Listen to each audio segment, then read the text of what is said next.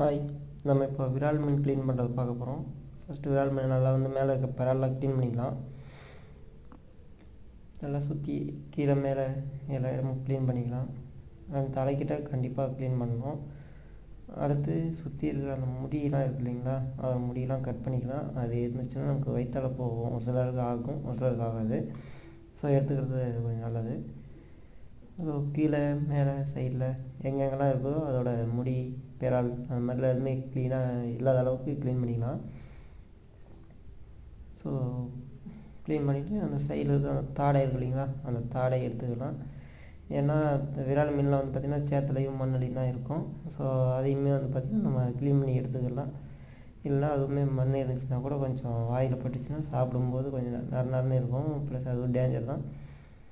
So அதை எடுத்துடலாம். இந்த மாதிரி கட் பண்ணி கொஞ்சம் ஹார்டாக தான் இருக்கும், கொஞ்சம் கேர்ஃபுல்லாக பார்க்கணும். ஏன்னா அது பல்லும் இருக்கும், சின்ன சின்ன பல்லுங்க இருக்கிறதுனால கையை கிழிக்க வாய்ப்பு இருக்குது, உள்ள வாய் உள்ள கை வேலை விடும்போது. ஸோ அதையும் பார்த்துட்டு க்ளீனாக கொஞ்சம் கேர்ஃபுல்லாக பார்த்து ஹேண்டில் பண்ணி கழுவிடணும். இதுக்கு வந்து நம்ம குடலாம் எடுக்க தேவை இருக்காது. இதில் வந்து குடல் அதிகமாக இருக்காது, மற்ற மீன் மாதிரி இருக்காது. தேங்க்யூ.